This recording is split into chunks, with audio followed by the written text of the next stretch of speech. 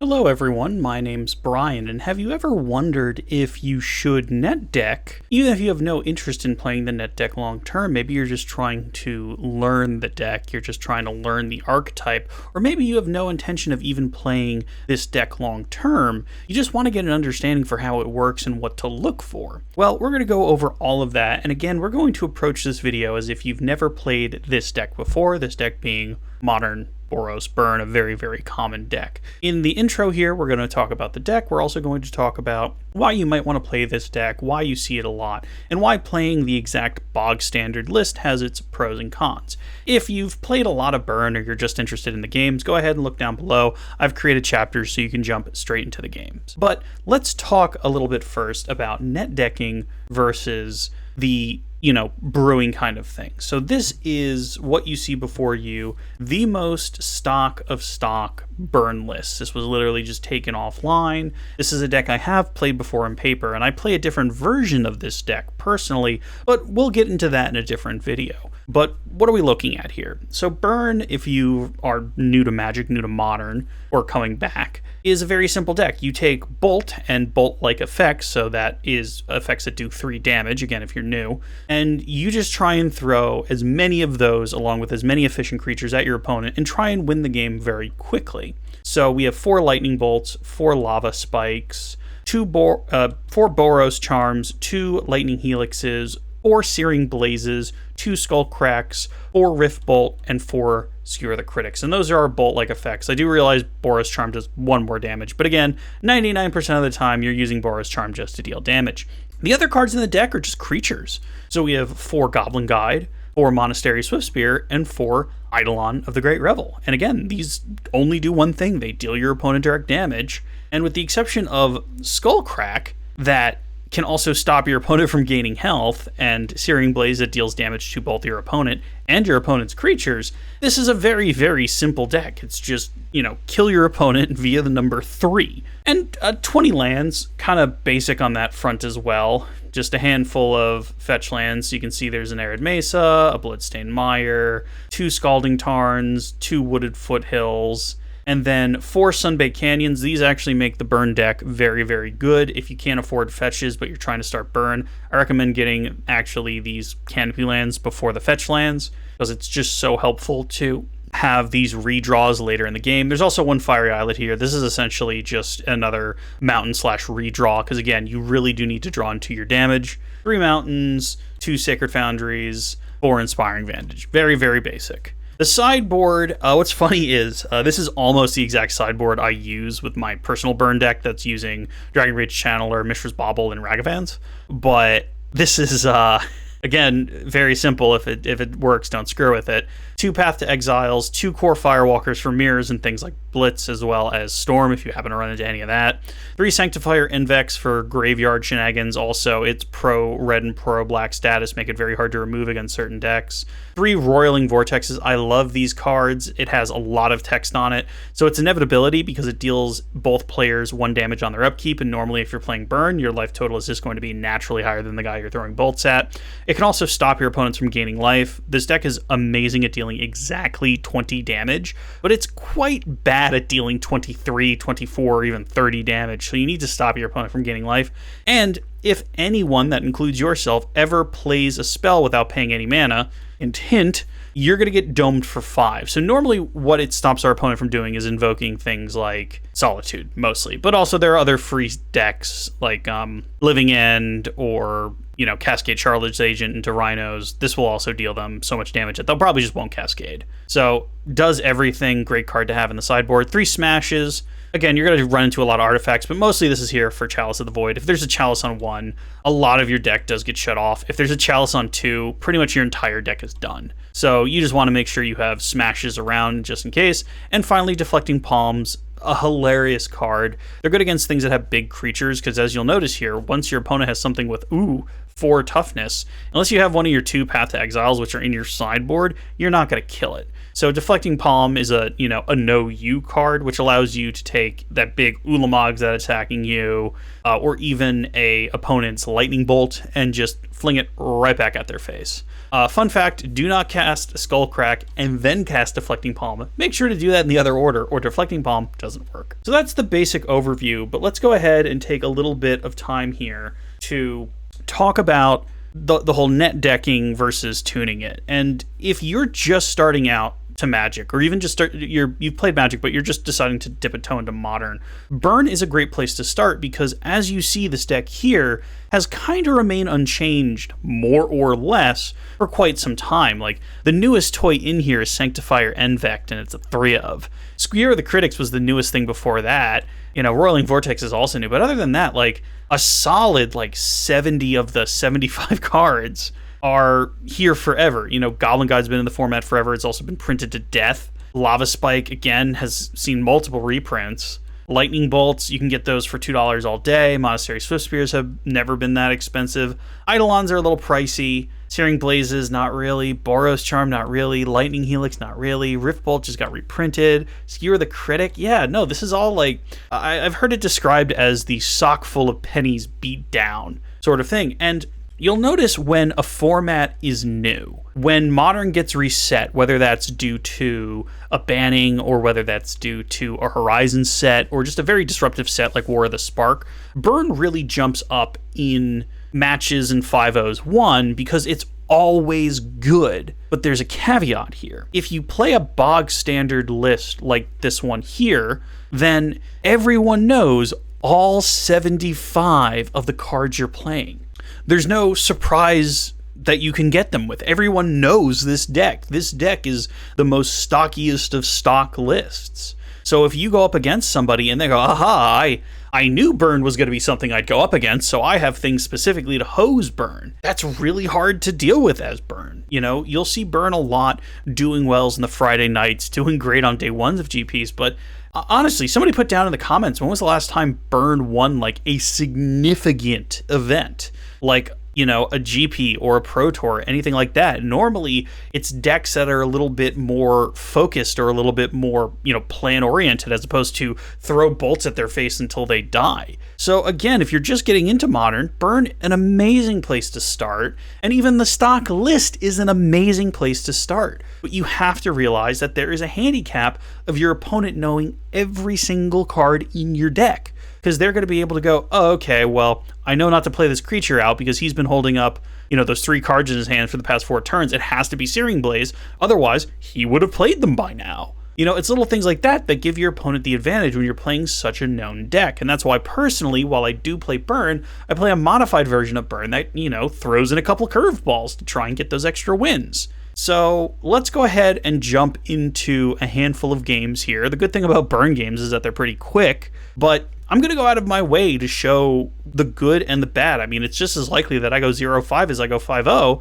because again, so many people are prepared for Burn. So let's go ahead and jump into this. We'll go ahead and just see how we do if we happen to run into a whole bunch of timely reinforcements and solitudes and just things in general that stop me from doing my direct plan. And if that's the case, we'll talk about it, and we'll talk about how you can tune your Burn list. And really, tuning a Burn list is only 5 to 10 cards to be better in your local meta and kind of have the deck evolve with you until you're ready to try out a different deck. So join me, won't you? I think this will be a fun time. All right, we start off the night by losing a die roll. Surprise, surprise. So what we have here is we have 9 damage to face and 2 creatures. This is really the ideal mix of a hand. You can't ask for much better. So we'll go ahead and keep. See what our opponent's up to. A Ragavan, okay. We actually don't have any bolt that can kill that immediately. So it's a snow-covered mountain, so we're probably up against Murktide. So we kind of want to be fast versus Murktide. We'll just get a mountain. We'll play out a Swifty. They probably have some sort of removal, but we'll just leave up Swifty for now and try and set up a real big turn later with our skewers and rift bolts and stuff. Also, if our opponent finds one of our 2 lightning helixes, we're so screwed. If they attack, we snap block. We have a backup creature and we have damage in hand, so better to stop them. Hopefully they really needed that mana. No, they didn't. Oh, okay, it's not Murktide, it's the Rakdos Ragavan thing. Okay, well, they'll take our Monastery Swift Spear. We have to be careful. Sometimes this Rakdos deck runs Shadow. Based on the fact that they have a Black Cleave Cliffs, though, leads me to believe it's not the Shadow version, because Black Cleave Cliffs doesn't deal you damage. Lightning Helix. See, now I'm super happy we didn't let Ragavan hit us. Otherwise, we would have been in a very bad spot. So we're going to put this here. We're going to leave up Lightning Helix in case they have another Ragavan. Or, you know, at this point we have 12 damage, so that's not a small amount of damage. A Croxa. Okie dokie. I think we give up on a Skewer, because next turn we're probably suspending a Rift Bolt. We now have to keep an eye on their graveyard. Can't get it too high. Next game, though, we'll have Sanctifier, which is just an immovable wall for these guys. We'll go ahead and just knock them to 15. We go back up to 19. A Skewer. Okay, so what that means is we're really setting up for next turn. So we'll suspend this, and we'll deal them 9 next turn. We will have blown our load at that point, which is why we'll probably crack the Sunbake Canyon to try and draw more. But we need to find that final... Ooh, and our opponent's done. They know we have the Skewers in hand. That's interesting. Seemed like an early scoop to me, but they know more than I do, so who knows. So Sanctifier's in, Path's in. Let's see what comes out. I don't know if they're going to gain any life. I don't think Skullcracks are all that important. Take out a Skewer, got a Rift. You need to flip one more thing. Searing Blaze seems good. Eidolon seems great. Either a Rift or a Skewer. Probably a Rift, like that. We'll bring these white cards in. Try that. All right, this hand is unkeepable. All right, we really want to cast Sanctifier turn 2, but we could draw a land, who knows. Place a card on the bottom of the library. It's either a Searing Blaze or a Goblin Guide. I think it's a Searing Blaze, and we try and just aggro them out with goblins. So turn 1, hopefully they don't have Ragavan. Otherwise, we just need to keep G-Guide on defense, which is not where you want your Goblin Guides. Oh, okay. Okay, so now we play our Sacred Foundry, even though we have a mountain, because we want to play Sanctifier turn 2. Hopefully they don't Thoughtseize us, because once Sanctifier gets down, they're going to have a real hard time getting rid of it. Unless they play like Lily or something, which I suppose now that Luris is banned is not unthinkable. We give them a free land, which is unfortunate. Now they crack. So they'll bolt the Goblin Guide now that it did them a favor. Yep, no good deed. All right, we can get dashed. I'm honestly fine with them dashing us, because once we get Sanctifier down, this is a much different game. So, Dashy Monkey? Verdant. So we know one of the cards in their hand is still a Blood Crypt. Ooh, it's Jund. Renin 6. Fascinating. Okay, we still put Sanctifier down.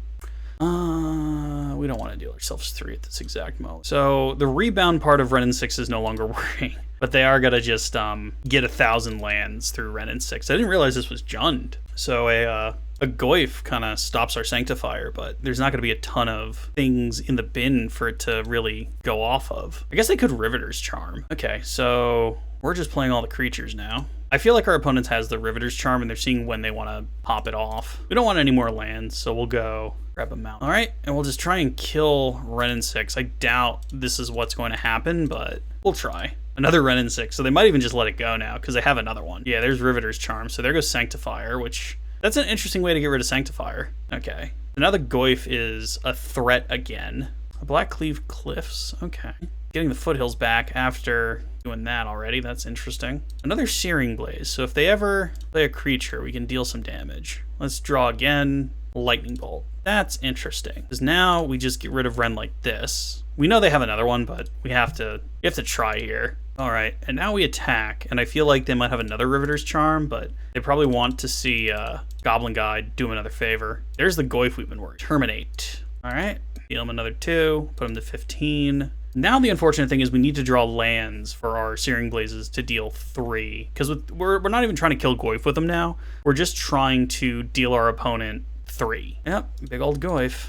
Although honestly, if we get 2, if we draw another land, I'd be happy double blazing the Goyf. Lightning Bolt. Can't kill the Goyf without killing our own guide. Say we just pass for now because we have 16 life. We can just bolt them at end of their turn as well. Or if they have like a Ragavan or something, we can bolt that. Fatal Push. Okay, there goes the guide. If they're just dealing me 4, that's fine. Because really, we're just looking for a land to double the Goyf. And I don't even care if they somehow save the Goyf. I just want to deal them, 6 damage. There's Ren again. Just pulling all the lands out the deck. Pulling. All right, so we're just gonna bolt our opponent. Now we really need to draw a land. Rift Bolt. We can even just play that now. Doesn't matter if we play it now or we play it next. I guess we'll play it on suspend in case we find a Skewer, and then this way they've already been dealt damage. Because like they don't have a Teferi in there. All right, so 3 more hits and we're dead. We really need to find a land to deal the 6 damage, and then we need to find 1 more damage bit here. Unless they, I mean, they have to have something in their hand. Oh, another Tarmogoyf. That sure speeds stuff up. So now we need a land or we're just dead. All right, kill that thing. Come on. Ooh, okay. Technically, it's what I asked for, but it comes into play tapped, so we can't double Searing Blaze. So we are dead skis. All right, go ahead and just go to the next one. So apparently our opponent scooped early last game to not show us the fact that they're Jund. So now that we know they have Goyfs, do we want Alms, or do what we have like already do a pretty good job? I mean, I don't see them gaining life. He's not particularly quick. No, I'm pretty sure I like what's in my deck. I just need to not sit there and do nothing and die. So really we're hoping for a hand with like Eidolons in it, because Eidolons could really take Jund to town. All right, here we go. Eidolon, there you are. Keepsies. So we'll play the Inspiring Vantages, and then we'll start pulling lands out the deck, but we'll go ahead and just get in with the Swifty, and hopefully our Eidolon does more than just 2 damage. And whether that's through attacking or through our opponent playing multiple spells into Eidolon, that's really what we're banking on. All right, looks like they're just passing, so we're going to get Eidolon down cleanly. Searing Blaze, sure.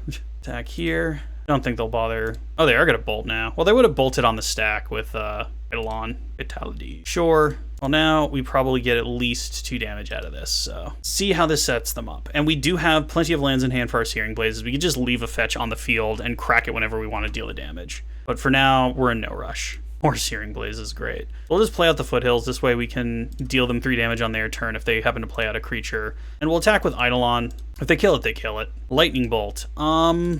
We're going to try and keep this alive. We're going to use one of the not-so-known modes, a Boros Charm, and give our stuff indestructible to save our Eidolon so that it can deal 2 more damage, which is the same amount as if we had just hit them with Boros Charm. So now we fizzle their spell, we hit them with the Eidolon, same as if we had just cast Boros Charm, and now they have to use another spell and deal themselves 2 more damage. Really, it just takes one of their spells out of their hand. Okay, Raggy's a thing. Ooh. And our opponent scooped because of our Eidolon, so that's how you do it in general. So that was game 1. We won via essentially just your standard burn things. We got them down to 10, and then we had the Eidolon. So let's go ahead and go into game 2 and see if we can find hopefully a deck that shows the weaknesses of burn. I don't want this to just be a comp stomp the whole time, but let's go ahead and see what happens next. All right, unusual for us, we've won a die roll.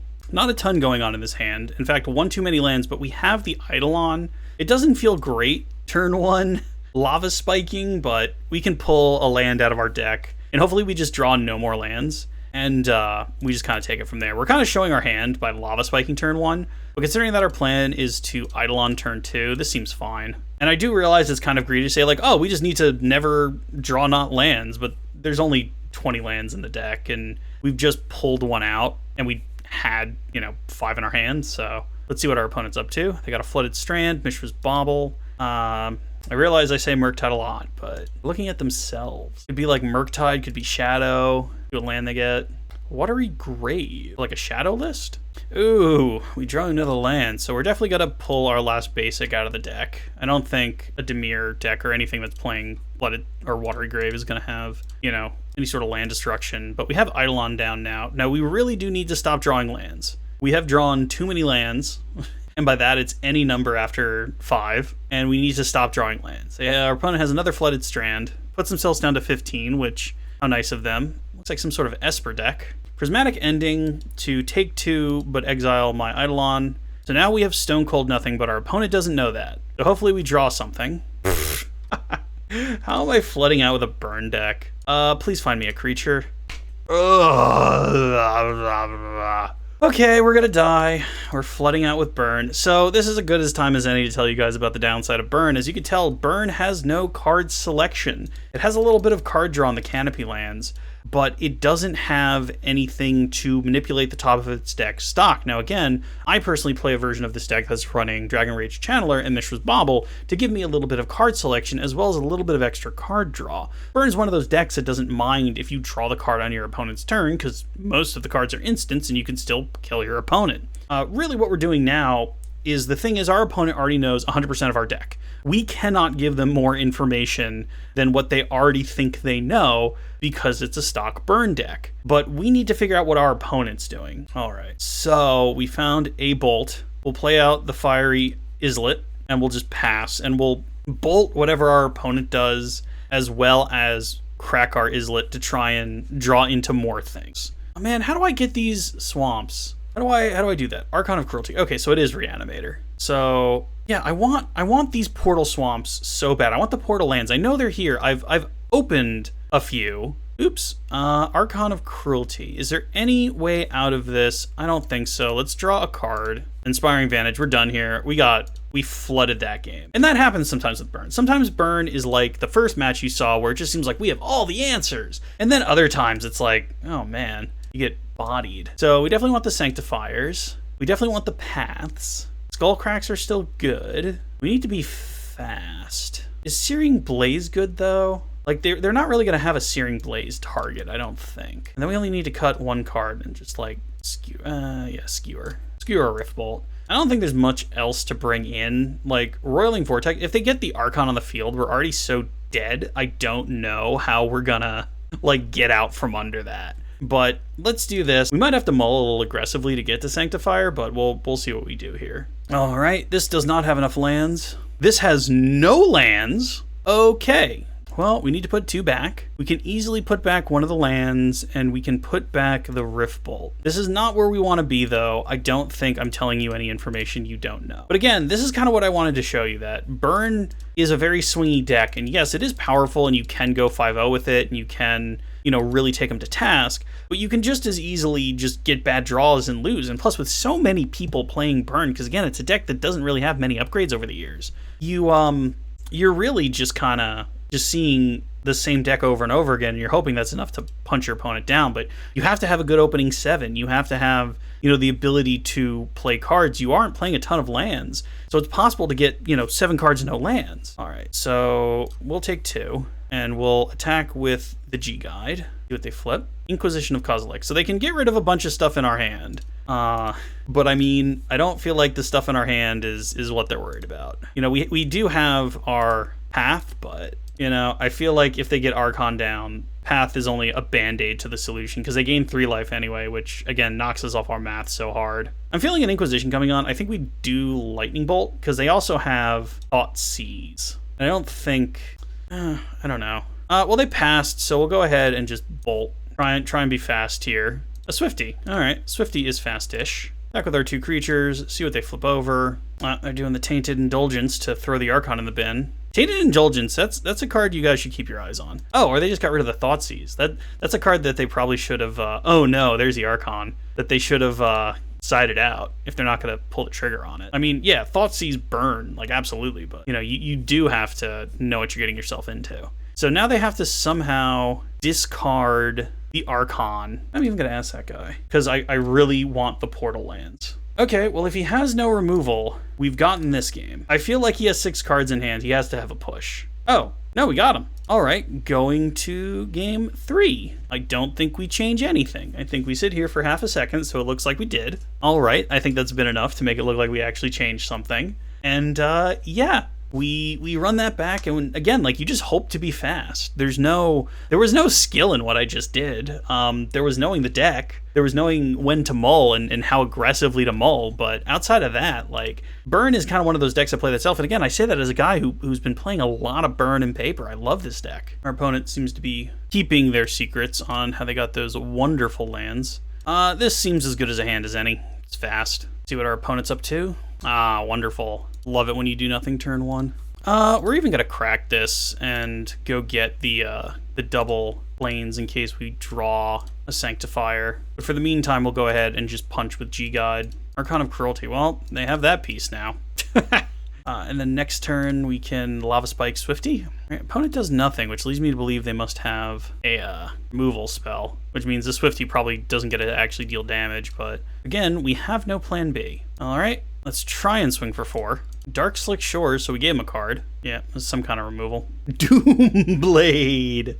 Oh boy, I mean, I didn't expect that. Wow. Doomblade. Really digging deep. All right, so this feels like another removal spell. Yep, there goes our creature. We have 9 damage in hand. I mean, 9's real close to 13, but it's not 13, so we'll see what we draw. Eidolon, you don't say. So what we'll do is we'll attempt to just Lava Spark our opponent, see if that draws out any attention. Nope, looks like they're yielding, so here comes the Eidolon. All right, and now I don't think they can pitch their Archon and reanimate it all in one turn, so we're in an okay spot. Because we'll deal them 8 next turn, if we can connect with our Eidolon. So let's see if we can connect. All right, and then we'll Skewer. And then we might as well try and lock them out.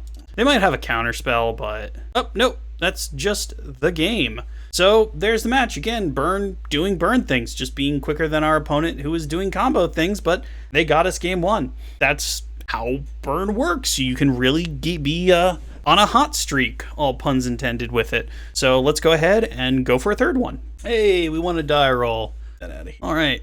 I mean, our turn 1 is a Lava Spike, but then turn 2 is an Eidolon. And then we just have burn spells. I don't see how this could be bad. So, Mountain Lava Spike, because we want our Lightning Bolt at instant speed later. And our opponent doesn't want to play burn. That one doesn't count, it'll probably be get cut. Alright, we've won a die roll, hopefully to make up for our opponent that ran away. If I don't show it, we had a guy who saw we were playing burn and then just dipped. So, Mull. Oh no. Oh no. Okay, Jingatha, so it's probably Shadow. Our hand is Duty. Okay, this hand's much better. Okay, so we gotta put 2 back though, which is gonna hurt. So definitely one of the lands, probably the Sacred Foundry, and then give up on the Lightning Helix so that we can turn 1 suspend Riftbolt, turn 2 play Eidolon. Oh no, our opponent mulliganed to 3 cards. Are they gonna scoop? Oh no. No fear out of the opponent. So we're gonna hopefully not draw many lands, so we'll just go get a basic mountain and yield through the turn. All right, our opponent takes their turn, plays Urza's Mine. Oh, Jingatha can be Tron as well. Now I can see why they mulled down to 4 and had no fear. Okay, happy with the Eidolon then. Whatever their early plays are, the Eidolon will punish them. And we can hold a Bolt until we see whatever they're doing. I mean, if they go turn 2, Chalice on 1, and we're playing against E-Tron, then oops, but I feel like Eidolon is more important, because Eidolon deals at least 2 damage, and if they don't get started up next turn, we just get to start hitting them with it over and over and over again. All right, they have the tower, so they must have had a good 4. Not playing anything into the Eidolon. Boros Charm. Okay, well, we'll swing with Eidolon, and we'll just suspend Riftbolt, and we could choose if we want to cast Lightning Bolt on their turn. Probably we do. They're at 15, so they're not at a terribly high life total. Do they have the natural Tron, though? Oh no, they might just be passing. Okay, opponent had a little bit of bad beats going on. Tron's another one of those decks where you kind of need a good opening hand, but I wouldn't be surprised if somebody can mull to like 4 with Tron and still beat me. So here comes our Riftbolt, hacky. And I realize Eidolon deals us a lot of damage, but you know, if Tron gets down a Wormcoil Engine, we're just dead anyway. Oof, a land you say. Well, we'll play that out. Swing with the Eidolon. And again, if our opponent scoops, we don't know which version of Tron they're on, which is unfortunately not a good thing to not know. Oh, they got Tron. They just found it off the top. Please don't be Wormcoil Engine. Okay, me and the opponent are bantering in chat because they have a Wormcoil Engine. He claims to have just drawn it.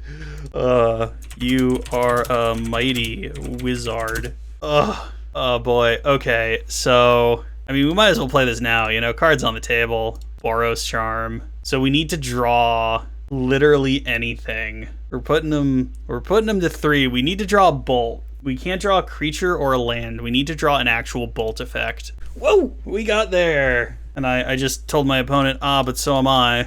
Pow.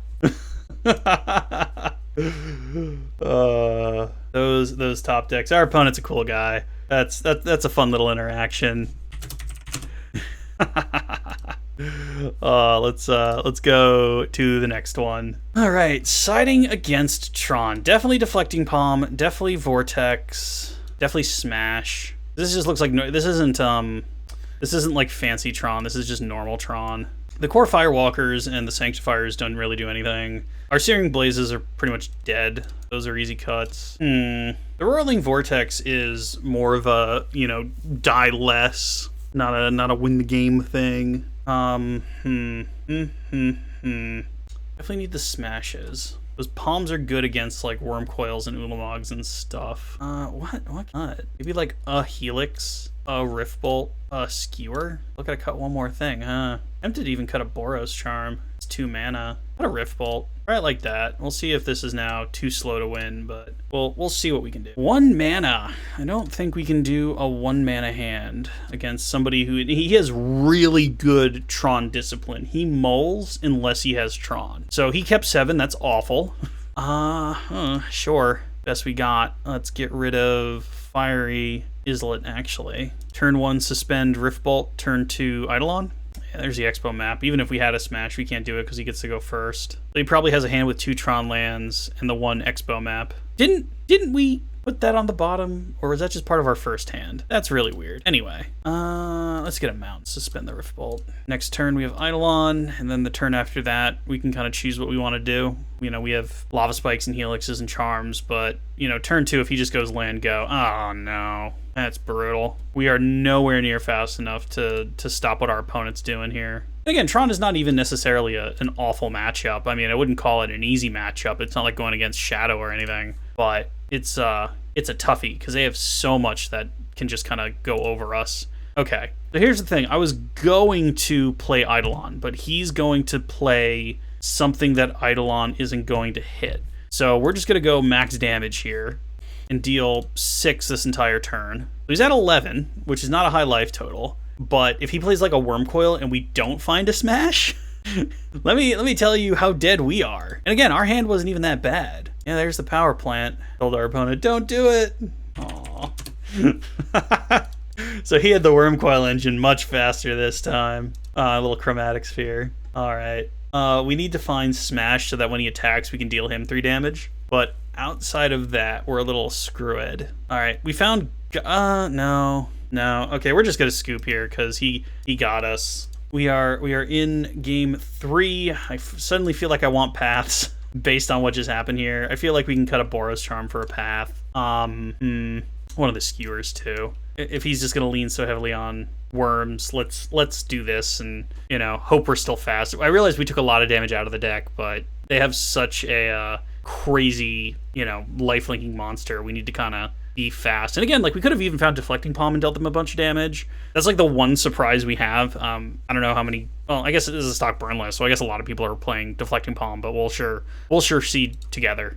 Just some banter with my opponent. Dude's a good dude. Royce C, you are a certified good dude. Okay. Let's keep. Our opponent mulled to 6, which is good. We want them to keep mulling. Mull to 5. So turn 1 Lava Spike, turn 2 Vortex, turn 3 leave up Vortex and Boros Charm. And then hopefully at that point we find something that deals some damage.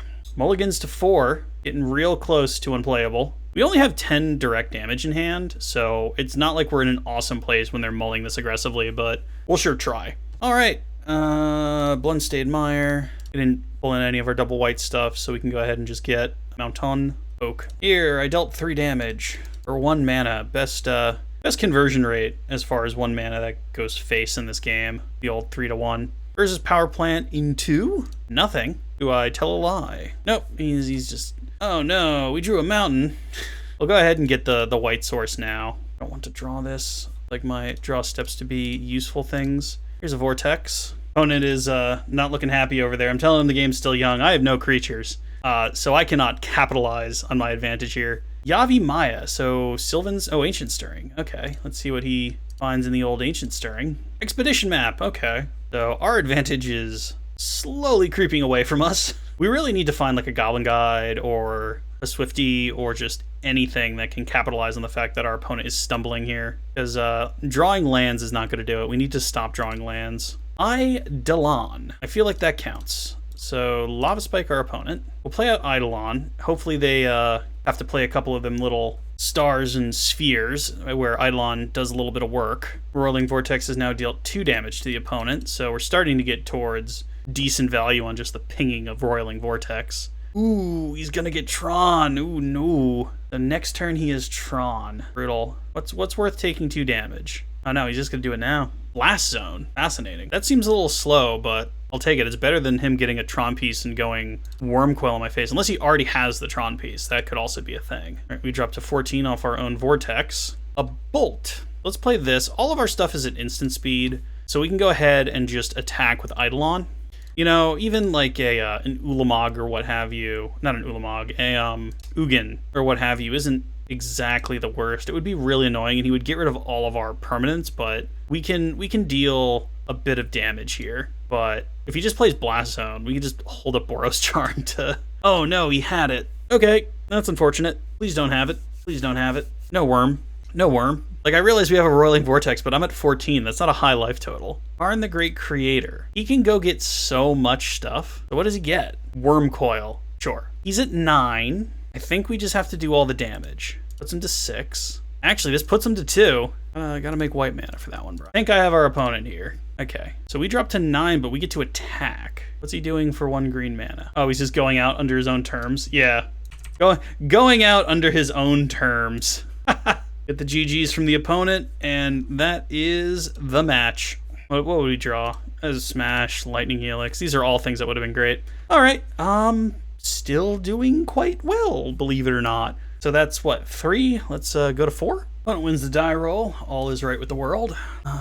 This is quite a good hand. This is almost ideal. Wish we were going first, but what can you do? Our opponent mulled to 6. See if they mull any further. Nope, just mulled to 6. And what's their first play here? A Flagstone. This could be a lot of things. I believe what we do in a situation like this is we play a mountain. We're fine drawing land still. Play a Goblin Guide. I mean, cat's out of the bag at this point. Mana Tithe. Wow, I had to just give our opponent a bravo there. Wow, you got us. You got us good. Last time I saw Mana Tithe, it was a red-white like elemental deck that kicked my butt. I can't even remember what deck I was playing, but he had like a one of fun of Mana Tithe that would always get me. What's our guy doing here?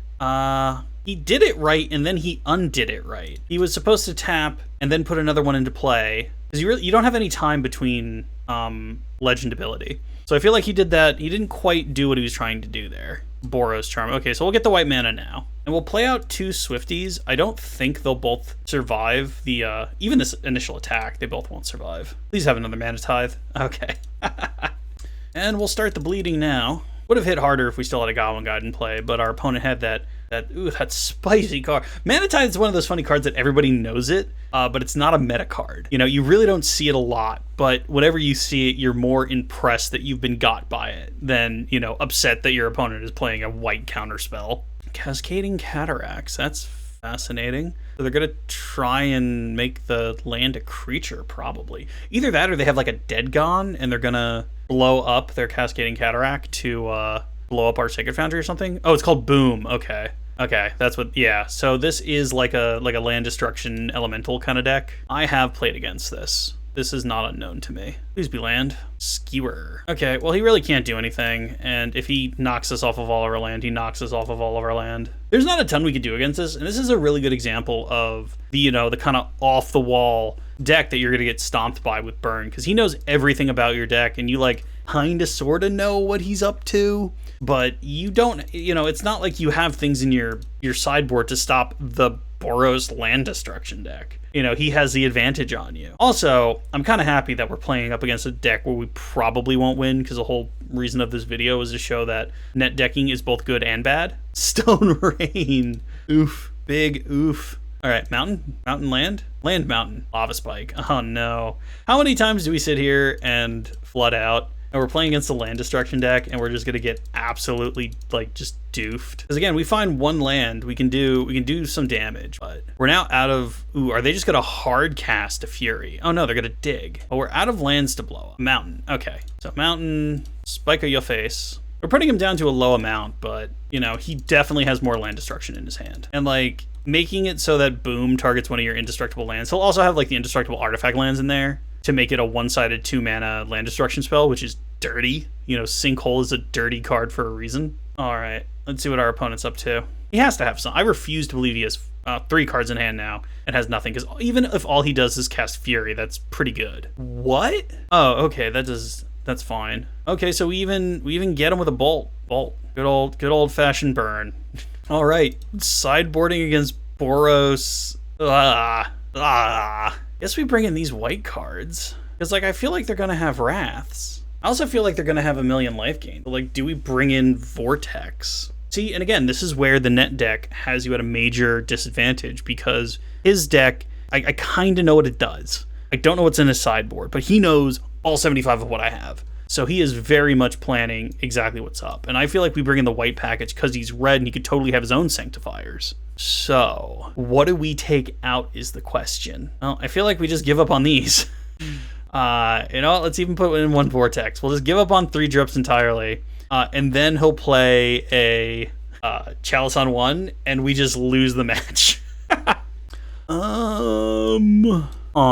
Seems fine versus a normal deck. See what our opponent's up to. Sacred Foundry tapped, not looking to take any damage. Okay, well, we drew land, which is good. We'll play the mountain in case he blows our stuff up. We probably want our white mana. If he just follows us up with a core Firewalker or something, we're pretty screwed. We gave him a Sunbaked Canyon, so now he can definitely cast his cards. Please don't be a core Firewalker or a Sanctifier. Actually, core Sanctifier would be, or core Firewalker would be much worse than Sanctifier at this exact point. We have plenty of damage in hand. We probably should have gotten rid of Searing Blaze. For game 3, we'll get rid of Searing Blaze. Oust. Okay, well, there goes that. Wooded Foothills.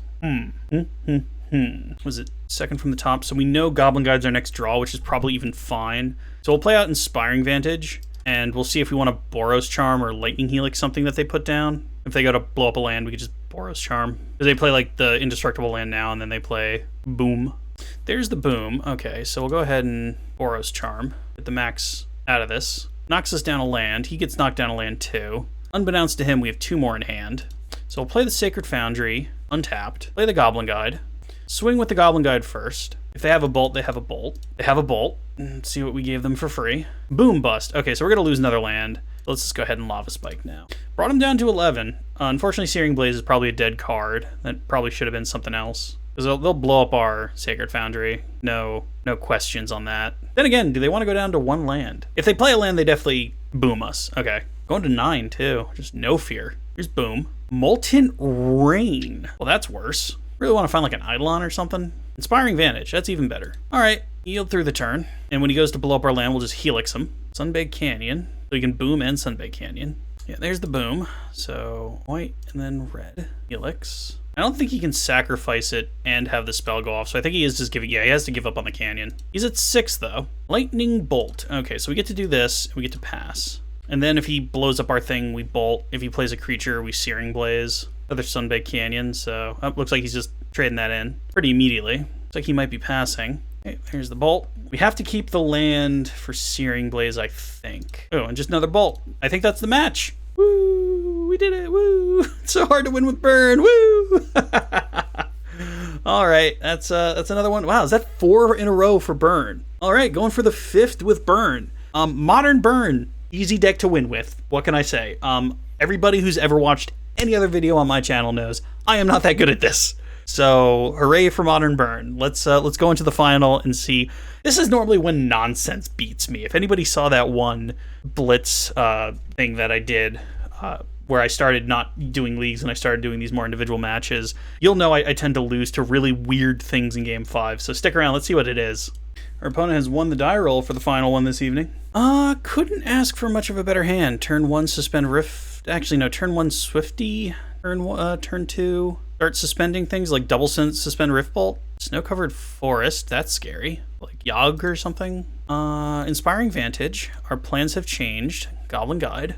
Just swing at them. See what they got going on here. They have a friend. Oh, they have a Urian. Oh, so it's like snow control, like Bant control, which will be a thing. We gave them a lands. We gave them a Windswept Heath. So we have to win pretty quick. Our hand is quick. It's quick-ish. It's not super quick, but it's quick adjacent. Because like next turn they probably flash in a Whirling Oracle. Well, I guess that's what you do when you have to play so many cards. They get to block one of our creatures. Ooh, Searing Blaze. Is that better? Because we only have land this... Probably that's better for this turn. Do this, and then after this, this becomes a dead card. So we're going to do this now. Swing in for another 2. This way we deal 5 this turn instead of dealing just the 1, really. Alpine Meadow. What is that? Oh, it's a snowland. Yeah, so they have the little coatls in there. The Simic Strixes kind of thing. Oh, this isn't... Oh, Avalanche Riders. Oof. That actually hurts a lot. They get rid of our land, which is unfortunate, because we kind of needed those. He'll probably leave that up to block. Yeah, that's what I thought.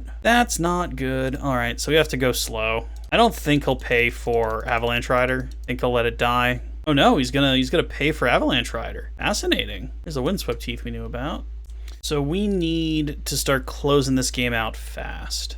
The problem is we don't know. I say we don't even... Is he trying to Mana Tithe me even before this goes on the stack? Ephemerate. Ugh. Okay. That's nasty. I hadn't thought of that. Well, there goes our land. So this is...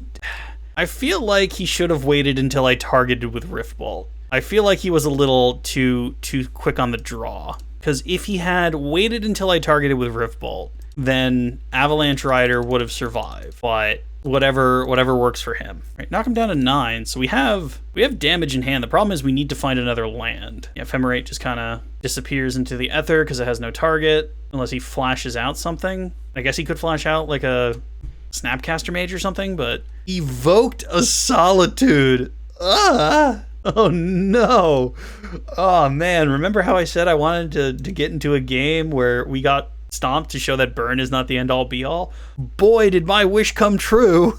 We're getting wrecked. Oh my god, he gets to exile both our creatures and keep a Solitude. Oh, what's it like? What's it like? Oh, he got his timing wrong again. Oh, well that's nice. Urion's in hand. Okay, well, there should be... Opponent admits oops. So that was just straight up a whoopsie daisy on the timing. Searing Blaze. Okay, well, just actually, you know what? We'll attack with Goblin Guide, and then we'll skewer, and then next turn we'll suspend the Rift Bolt, and hopefully we draw more things to do. Gave him a Misty even. Okay, does it connect actually? Because that does change what we do. Does connect. All right. There's our bolt. Goes to 4. I mean, the reason I did that is our opponent probably has counters. So, like, Rift Bolting following by doing something else seems a little bit more likely if our opponent's out here doing countery things. And again, they only have 1 blue source, and maybe Brian should be paying more attention. Because if I Rift Bolted and then skewered, we would have won. Board for 3. What are they getting? Like, Night of Autumn? Gain life? Yep. Okay, now I don't feel bad anymore. Goes to 7. We really need to find land. And then we could Searing Blaze that, and then all's right in the world. Land! Ha ha ha! Okay. Well, put him back to 4. This way next turn we have Skullcrack. But for right now, we just need Goblin Guide to hit him. Oh, they're going to have an Ice Fang. That's fine, because we're going to have a Skullcrack. They could gain life this turn, though. I mean, them being at 2 is the same as them being at 1,000,000, truth be told. Then again, they could be super screwed on blue. It looks like that's what's kind of going on here. Then again, they did have a Misty, and they didn't get like a breeding pool or whatever it is. What might Shame Scoop? Might just Shame Scoop the whole match. Then we might play a bonus 6 game. Looks like they have a plan. Don't think they would just do this if they had no plan. Wooded Foothills. So we do this, then we attack with Guide. They play the Quaddle on the stack. We attempt to Skullcrack. We get a Misty. Really won't be able to do a ton with that. Oh, this is big. Court of Calling. All right, well, you're tapped out. Skullcrack. I also have a card from Ravnica. All right, and we stole, mind you, game 1. Against Control. Vortex. So much Vortex. Is this... I don't think they would have any sort of, Chalice. Was it just the Roiling Vortexes and that's about it? And, like, we take out... Searing Blaze has targets because he's playing a weird number of creatures, so we can just go Bolt, Skewer, Bolt, Skewer, Bolt, a little slow, and we kind of need to do it all at once. I think that's about it. Like, I don't know what else they're doing because they're just playing, like, a 5-color hodgepodge. So, I mean, again, like, our Rolling Vortexes are great. All right. Opponent clearly choosing to go first. One of these days, someone's going to surprise me by taking 20 cards out of their deck and putting it into their sideboard. Seems fine. I wish we had a more explosive turn 1 than just Lava Spike, but here we are. And turn 2 Eidolon seems quite good. Oh, taking a Bolt. What do you have? Abundant Growth. So they paid 3 life to draw a card? Seems ish. Seems mid, I believe, as the kids say. I'm very much not of that era. More lands. Well, boy howdy. Well, we don't have any more. We didn't bring any double white cards, so we can just get a mountain. Spike you. All right, put you to 14. Next turn, we do all sorts of fun things, but this turn, we don't. Yeah, they get to do whatever they want this turn. We're tapped out. If they chalice, then just I will clap. I will clap and remember. Snow-covered island. So they do have blue, but is this a spreading sea? Oh no. So that land now does nothing. But we do get to do this again. Washaw, you're at 10 now. Honestly, this turn would have gone much better if we played Eidolon, but they took away our mountain. Coraling Oracle. Well, there is a Searing Blaze target. It doesn't even necessarily have to be this turn either. Ephemerate the Coiling Oracle? Nah. At least they've learned not to pull the trigger that hard. Roiling Vortex. Well, that actually does make our colorless land do something, and it stops them from gaining life. They're tapped out as well, so I'm gonna do that this turn. And if they counter it, they counter it. If they don't counter it, then we've just cut them off of life gain, and that makes the rest of the game easier. But there's a million ways they could get rid of this. This also stops them from evoking Solitudes, which is nice, which gives Eidolon a little bit more staying power. Not a lot of bit, but a little bit. All right, they take their 1, and they like it. Even if they play Omnath now, the Roiling Vortex stops them from being problematic with Omnath. All right, now, what's your actual turn? Play another land. Teferi Time Raveler, sure. Bounce Vortex? Oh, no, they're not. Okay, I could still do the ability. Oh, please don't be Helix. Okay, well, opponent can't gain life this turn. It dealt 1 damage. And our opponent's tapped out. So, another Eidolon. Let's play the mountain. He just bounce Eidolon, can't he? And we definitely want to just deal base damage. So let's Searing Blaze our opponent here. Unfortunately, our land does not produce red, otherwise we'd follow up with an Eidolon, but we'll see what our opponent's Teferi does. Now if he plays an Omnath, we're screwed. I mean, 4 life per turn, that's awful. Did I just summon Omnath? Okay, Omnath is going to wreck us, because now he's going to play a fetch. Yep, means 4. Show, did we bring in Path? No, we didn't. We're going to have to, because, yeah, that Omnath is unfortunate. Oh, or that'll happen. So first play this out, then play this out. Probably should have led with the Eidolon, huh? Oh, no. Okay, sure. Play the Eidolon. So we'll probably go to bounce the Vortex. We'll go get a thing, and then we'll stop them from gaining life this turn, because he can't do it all at once. Like, when the trigger goes on the stack to gain 4 life, we can respond with Vortex. But that's the only thing keeping us in the game right now, is Vortex. Looks like he's just going to swing in with his boys. Deal us a nice 5, which is allowed. Yep. Nope, you got us. What land are you playing, my friend? I'm going to return Eidolon. This is allowed. There's 2 drops to play.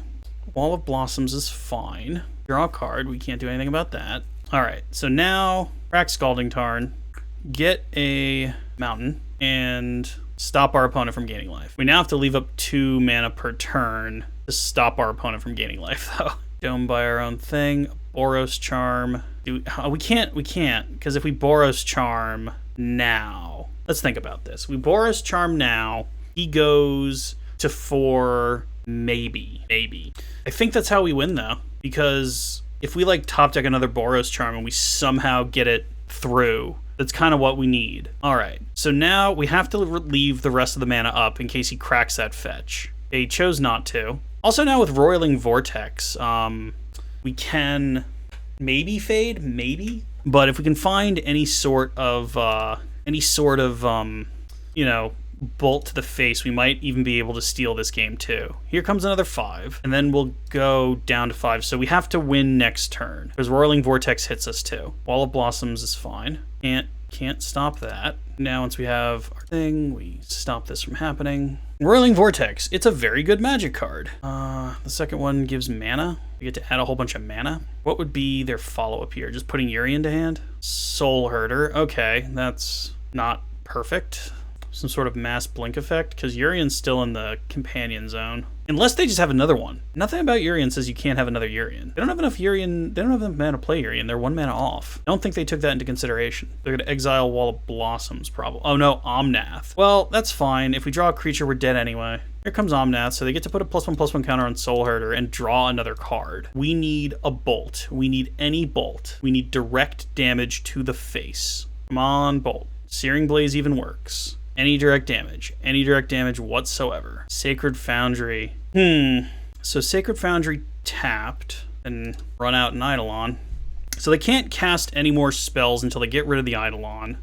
We can't cast the second Eidolon because of Omnath. So we put them to 1, which is real close to 0. So they can't gain life now. They bounce that back to our hand. I guess they plan on countering it when it tries to come down next time. They can't play any spells until they attack. We block Omnath. You know, now they have 1,000,001 ways of killing us. Yeah, here comes the team. They're also going to get to play Urian and like make 1,000,000 things happen. At least they don't gain life. So we go to 2. If they have a shock, if they have 2 lava darts, if they can just play a whole bunch of lands and Omnath us, that's a way to get us. Here comes Urian and just everything but the Soul Herder, including Teferi. Bounce Spreading Seas again. Draw all the cards. I mean, again, like they want to leave up enough lands for a counter spell is what they want to do, which is weird how they tapped then, because they could have tapped the white mana, because now they really can't counter, I don't think, which means Sanctifier's fine, because now I don't think they can no, they can't counter us now. Why didn't they blink the Wall of Blossoms? I think our opponent punted away this game, because if they blinked the 2 Wall of Blossoms, they would have drawn more cards. Also, like the Ice Fang Quaddle. Yeah, I think we just got lucky here, folks. I don't think we should win this game, but I don't think they can counter our Vortex now. I mean, again, they could just draw Bolt and get us. It's not unlikely that they're playing like a Lightning Helix and they just get us. No, he's doing more Urian stuff, so he's just gonna get rid of everything now. Got a second Urian going on. He blinked it with Soul Herder. See what the cleanup is. Wooded Foothills. I think I just try and cast this. Okay. I'm as surprised as you guys are. I think that's did I just 5-0 a video? That'd be the first time. Huh. Ephemerate Wall of Blossoms. So they're still looking. They're looking for a way out. I guess if they can find a way to get rid of the Roiling Vortex. But Roiling Vortex is just going to deal them 1 on their upkeep. And they can't do anything about Windswept Teeth. We're not even going to play out the Wooded Foothills because we have nothing that we would want to go get. Our opponent says, guess I'm dead, smiley face. I don't know if he's bamboozling us. And if he's secretly not dead and he's playing a funny prank, funny joke. To draw another card on his upkeep though. Solitude. No. Solitude still doesn't do it. Let's see what he's saying. Just yeah. I don't think Solitude does it, because it'll dome him for 5. And he can't play any spells. Well, it seems to be in deep thought, which I mean it really does feel like he should be able to find a way out of this, but yeah, Vortex goes on the stack. What's his plan B? Oh no. There is no plan B. I'm at a loss of word here, guys. I never actually get to do that. So yeah, let's give our opponent GGs, and let's go to a very interesting wrap up. What did we learn today? Burn is very good. Stock Burn is a very good Magic deck that you can win a lot of games with. If you're just starting out with Magic, I do recommend Burn. It is always a good deck to play. We took on 5 people, 6 if you count the guy that saw we were burned, and he was out of there. He did not want to play us. He ran. But the 5 people we did sit down and play, those were very interesting. Back and forth, definitely back and forth. We definitely were not dominant the whole time, but I guess there's a little bit of indication here for me personally, because I normally come here and I just dirt my way through these, tier 7 decks. But Burn, don't sleep on it. It is a good deck if you have it. Feel free to bring it out every now and then. Scare your local meta if you're just starting out. I can't recommend it enough. And then let me get something cool for you guys. Then we can try something like this in the future, but you'll notice I'm still missing some important and expensive cards to play this, but this is the Burn that I play in paper, that I personally play a lot. This is my preferred version of the deck, but there's your little teaser in there. But let's go ahead and go back to our regularly scheduled deck. But this one here, again, it feels good, and By that I mean there's nothing I can do to tune it to necessarily make it better. I make it more fun for me to play. I give it a little bit more card selection. There's a million different ways we can put this deck together, and that's why another reason why I wanted to get it on MitGo, because now every now and then I can take burn. I can go, hey, what if we put green back in it and run Destructive Revelry instead of Smash? What if we, put Chandra's Immolator in there now that, we're no longer tethered to Lurrus, because Lurrus was a free card essentially in this deck if you look at it. We're allowed to play 3-drop permanents and we just don't want to. So yeah, wonderful evening, guys. Just a game of win no matter what. And yeah, just a lovely afternoon with you folks. Thank you for coming along. If you have any decks you would like me to play, please email them to HeyDummyPlayThis@email.com. I'll go ahead and put that in the description. And yeah, remember to like, comment, and subscribe. Fun fact, about like 4 maybe 3% of the people who watch these videos are subscribed, so please subscribe if you're not subscribed and you like my version of content. And of the people who actually watch my videos who get this far to the end is even lower. That's like 1%. So you are the 1% if you saw all the way to the end of the video. Thanks guys for coming along. See you next week with something fun. Later.